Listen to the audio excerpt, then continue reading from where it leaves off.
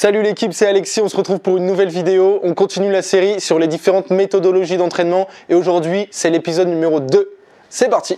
Juste une petite chose, si t'as pas vu la vidéo, l'épisode numéro 1, n'hésite pas à aller le voir parce qu'il y a plein de choses importantes qu'il faudrait pas que tu loupes pour comprendre la suite. Donc va voir l'épisode numéro 1, je te mets le lien juste en haut. Je te rappelle simplement le but de cette série, c'est que tu puisses apprendre un maximum de choses en te partageant mes entraînements. Chaque semaine, à chaque vlog, on voit une méthodologie en particulier, en détail de A à Z. Et puis ça va te servir si jamais tu veux faire tes propres planifications.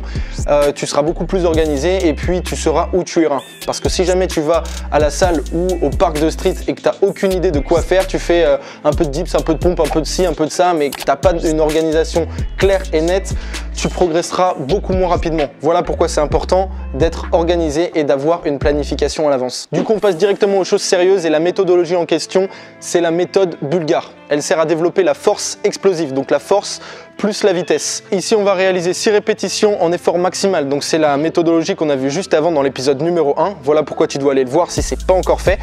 Et directement, on enchaîne avec 6 répétitions un peu plus explosif, un petit peu plus dynamique. Je m'explique. Les 6 premières répétitions, elles doivent être contrôlées et réaliser à peu près 80% de ta RM.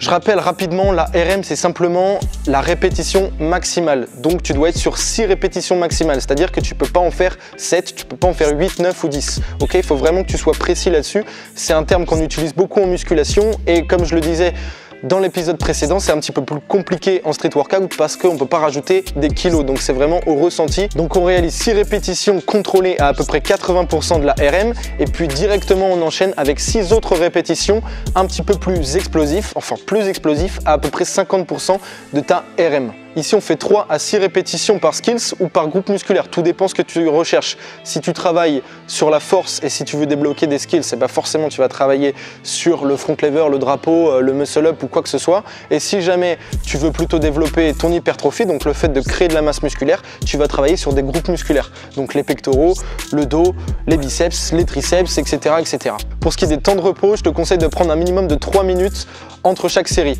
Et puis de ne pas recommencer un entraînement de force avant 24 à 48 heures pour laisser reposer ton système nerveux et puis laisser reposer tes muscles pour qu'ils soient frais à 100% lorsque tu rattaques un entraînement. On enchaîne encore avec un cycle de force, donc ce qui est éprouvant mentalement, sauf que là la différence c'est qu'en plus de faire 6 répétitions difficiles, on va enchaîner directement avec 6 répétitions plus faciles. Ce qui va faire qu'on arrive à un total de 12 répétitions.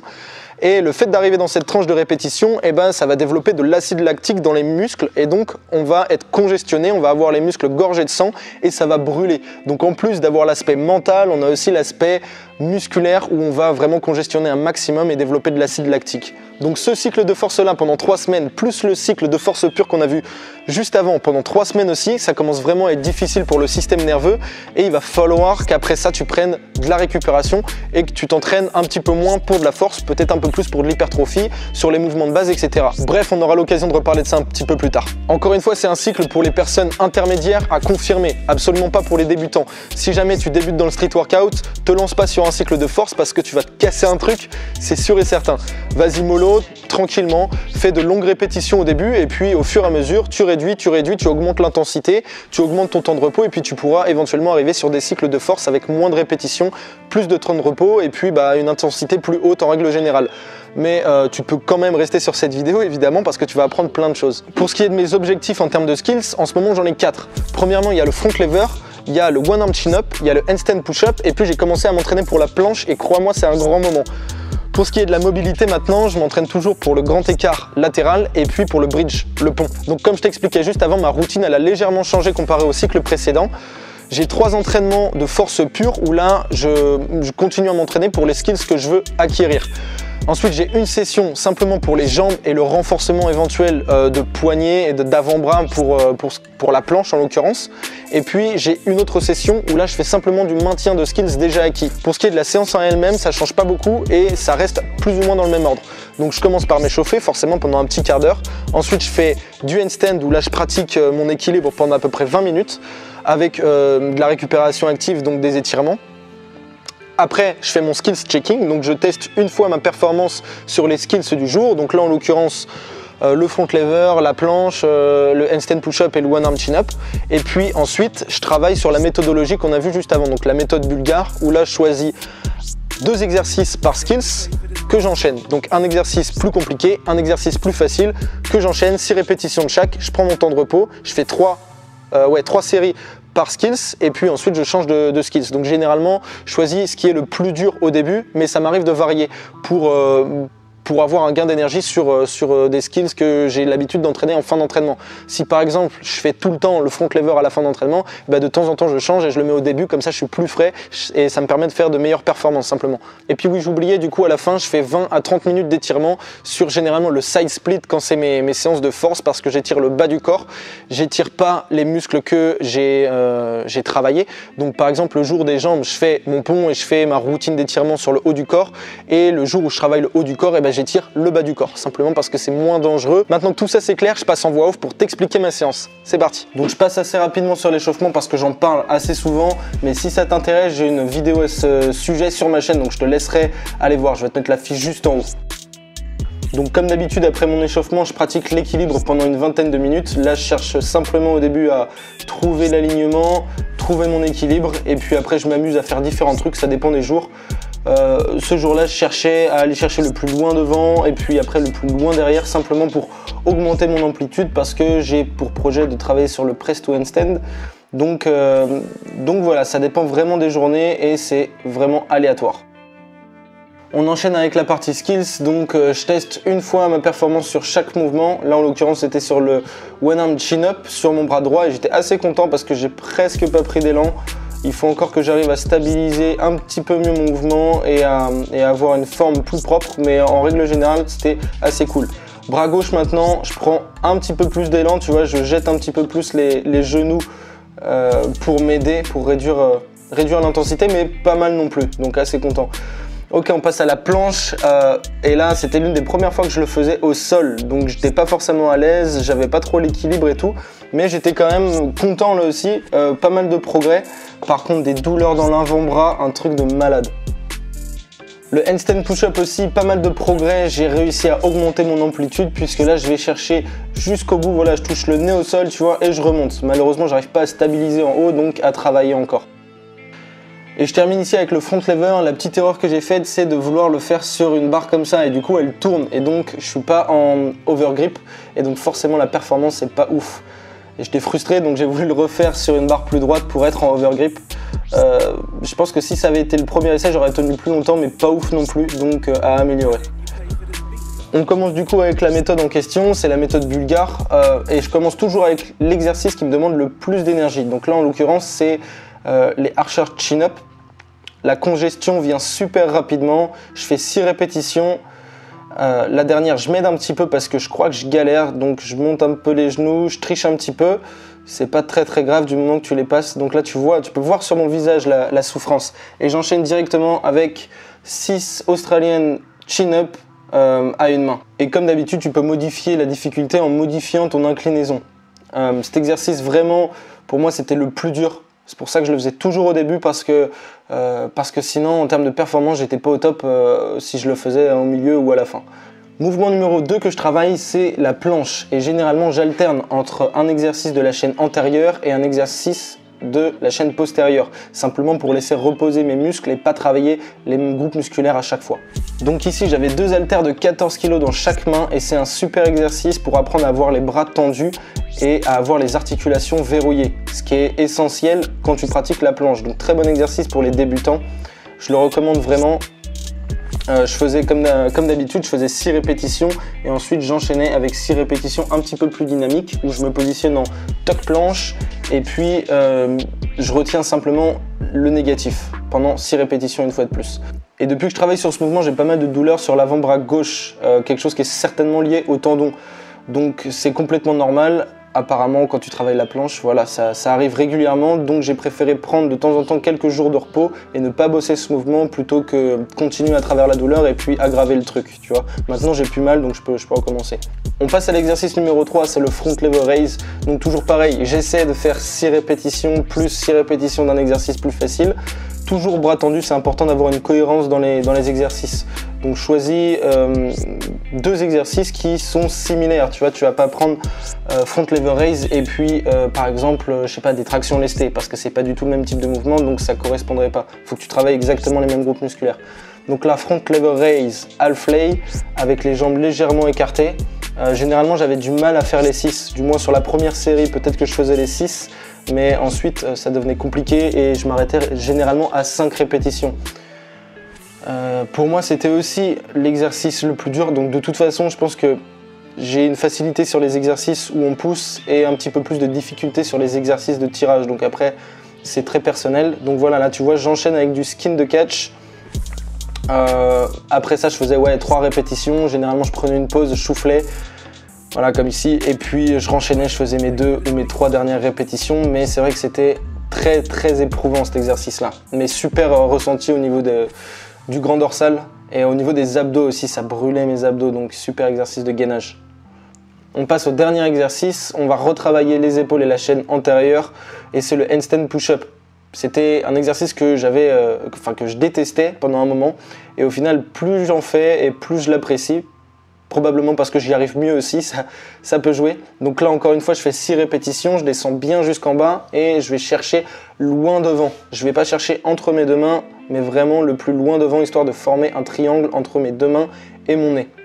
Comme quand tu fais une handstand push-up sans le mur.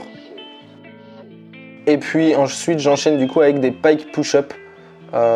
Voilà, toujours dans le même principe, un exercice difficile, un exercice plus facile, toujours en respectant la cohérence dans l'exercice et en choisissant 2 trucs similaires. Donc 6 répétitions ici, et là aussi, pareil, tu vas sentir la congestion dans les épaules, un truc de malade, mais vraiment, voilà, super méthodologie. J'en ai terminé pour les différents skills et maintenant on passe aux étirements. Donc je m'étire 20 minutes à chaque fin d'entraînement et généralement je m'étire les ischio-jambiers et puis les adducteurs pour avoir mon grand écart latéral. Mais bon, ça peut être amené à varier. Et depuis que je m'étire régulièrement, parce que je me suis toujours plus ou moins étiré, mais j'étais pas très constant. Et depuis que je m'étire vraiment plusieurs fois par semaine, c'est-à-dire 3, 4 ou 5 fois par semaine, je vois de grands progrès. Bon, déjà, il faut savoir que moi, je suis une personne qui n'est pas du tout souple de base. Et voilà, je suis content avec les progrès que j'ai eu dernièrement. Je compte pas m'arrêter là. Donc là, tu vois, je suis encore loin du grand écart latéral. Mais plus ça va, plus je me rapproche. Et puis, ça dépend vachement des jours. Il y a des jours, mon mollet touche le tapis. Là, tu vois, il ne le touche pas. Et des deux côtés, ça va. J'ai pas une grande différence entre le côté droit et le côté gauche. Simplement, avec les étirements, ça peut être très aléatoire. Et il y a des jours tu l'as, il y a des jours tu l'as pas. C'est comme l'équilibre, c'est comme la force. Ça vient et ça part. Voilà un petit compte rendu maintenant de cette session d'entraînement. Pour être honnête avec toi, comme je te disais, ça fait un petit moment que je pratique la force. Et là, neurologiquement, putain, j'ai du mal à parler, c'est ouf. Neurologiquement, je commence à avoir un petit peu de mal. Donc ouais, j'ai loupé des sessions, j'ai loupé 1 ou 2 entraînements où j'avais besoin de repos. Et honnêtement, si jamais ça t'arrive à toi aussi, si jamais tu te sens pas au top, si tu sens que t'as pas récupéré, que tu es courbaturé, que tu es fatigué, que tu vas pas donner à 100% à l'entraînement, il vaut mieux peut-être ne pas y aller. Enfin, en tout cas, c'est ce que je pense. Je préfère ne pas m'entraîner plutôt qu'aller m'entraîner et faire de la merde et pas forcément progresser, tu vois. Si tu donnes que 50% de ton potentiel, eh ben, il y a très peu de chances que tu progresses. Enfin, même tu vas pas progresser en fait. Tu vas juste maintenir, mais ça va te faire chier d'y aller. Donc moi, ce que je préfère faire, c'est éventuellement prendre un jour de repos, me dire ok, aujourd'hui j'ai besoin de récupérer, je reste tranquille à la maison, je fais ce que j'ai à faire, etc. Je vais pas m'entraîner simplement parce que quand tu t'entraînes et que tu es à 100%, déjà mentalement tu le vis beaucoup mieux et puis en plus de ça, tu as beaucoup plus de marge de progression que si tu vas t'entraîner en étant fatigué, en étant pas au top quoi simplement. Donc voilà, si jamais tu es fatigué, c'est peut-être mieux de prendre un jour de repos. Là j'ai loupé 1 à 2 sessions, donc j'ai pas le volume que j'aurais espéré et donc j'ai pas progressé autant que ce que j'aurais espéré, mais c'est pas grave, je suis plus adepte des progrès lents mais constants que des progrès rapides mais éphémères. Je préfère ne pas me blesser, donc voilà, j'y vais doucement simplement et j'écoute mon corps surtout, c'est super important. Et comme la dernière fois, je suis content de changer de cycle parce que là je vais passer sur 1 semaine de récupération active où je vais faire principalement des mouvements, enfin un peu du HIIT training, du cross training pour évacuer les toxines, laisser mon corps reposer. Je ne vais pas faire de force pour laisser mes articulations et puis mes tendons récupérer simplement, d'où le terme récupération active. Et voilà, du coup ça va changer un petit peu, ça va me permettre de me relaxer, on va dire. Par rapport maintenant au ressenti de ce cycle-là, déjà super ressenti au niveau de la congestion, ça faisait un moment que j'avais pas été congestionné à la fin de mes sessions comme je l'étais là. Donc les muscles vraiment gonflés de sang et ça fait du bien de retrouver ce petit pump, tu vois. Donc ça c'était cool. Et puis au niveau des progrès, j'étais aussi super content parce que j'ai amélioré pas mal de choses, notamment mon drapeau que j'ai bien amélioré. J'ai amélioré mon back lever, j'ai amélioré, j'ai moins besoin d'élan au début de mon one arm chin up, donc ça c'est cool aussi. J'ai réussi à faire une handstand push up en amplitude complète, donc le nez qui touche le sol. Et puis quoi d'autre, la planche j'ai aussi légèrement progressé. Bon, j'y vais doucement comme je t'ai expliqué juste avant, mais voilà, globalement j'ai quand même progressé sur pas mal de mouvements. Il y a simplement sur le front lever où j'ai pas ressenti une grande amélioration, et puis les muscle up que j'ai un petit peu délaissé, donc forcément je pense avoir perdu en termes d'explosivité, et puis voilà, c'est quelque chose que je vais travailler du coup par la suite dans les semaines à venir. Un dernier point où je te parle de nutrition. Les derniers mois, là, j'ai un peu délaissé tout ce qui est nutrition. Enfin, je mangeais bien forcément, mais je comptais plus mes calories, je me pesais plus. Bref, je me faisais plaisir, on va dire. Et donc, j'ai eu pas mal de cheat meal et forcément, j'ai pris pas mal de poids. Je suis passé de 77 kg à un peu plus de 82 kg. Donc voilà, en l'espace de 2 mois, c'est pas mal. Et malheureusement, ça m'avantage pas pour tout ce qui est mouvement de force et tout ce qui est mouvement en poids de corps, quoi, simplement. Donc j'ai décidé de repartir sur une diète mieux construite, surtout parce que là j'ai mes examens qui se rapprochent et donc j'ai des épreuves d'haltérophilie et mes barres sont calculées en fonction de mon poids de corps. Donc plus je suis lourd, plus ça va être compliqué. Donc je veux retourner à mon poids de forme qui est 80 kg. C'est le poids idéal, le poids où je me sens bien. Et donc ça fait à peu près une semaine que j'ai repris à faire le jeûne intermittent, j'ai repris à compter mes calories et donc je suis en déficit calorique, donc je perds du poids et là je suis quasiment à 80 kg. Bon, je vais pas me peser aujourd'hui parce que j'ai fait un gros cheat meal ce midi, donc ça serait faussé, tu vois, mais je pense que d'ici milieu de semaine prochaine, je vais réatteindre les 80 kg et je vais essayer de rester sur ce poids là jusqu'au début de l'été, quoi, jusqu'en juillet, où là éventuellement je ferai quelque chose d'un petit peu différent. Je sais pas encore, j'ai pas envie de m'avancer, mais voilà, en termes de diète, c'est important aussi de contrôler ton poids parce que forcément ça va jouer sur la différence, enfin sur la difficulté des exercices.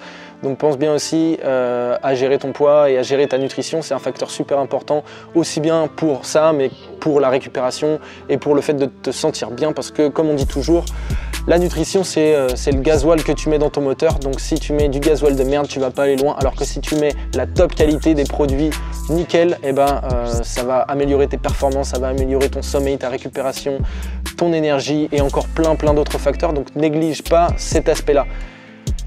Voilà pour le point diète, voilà pour l'entraînement en général. J'espère que cette vidéo t'a plu comme d'habitude. Si c'est le cas, boum, tu me mets un gros pouce bleu et puis tu peux partager avec des amis à toi. Ça m'aide pour le référencement, ça m'aide à me faire connaître et on est de plus en plus nombreux sur la page, sur la chaîne. Donc ça me fait super plaisir. Merci à tous de suivre mon travail jusqu'au bout.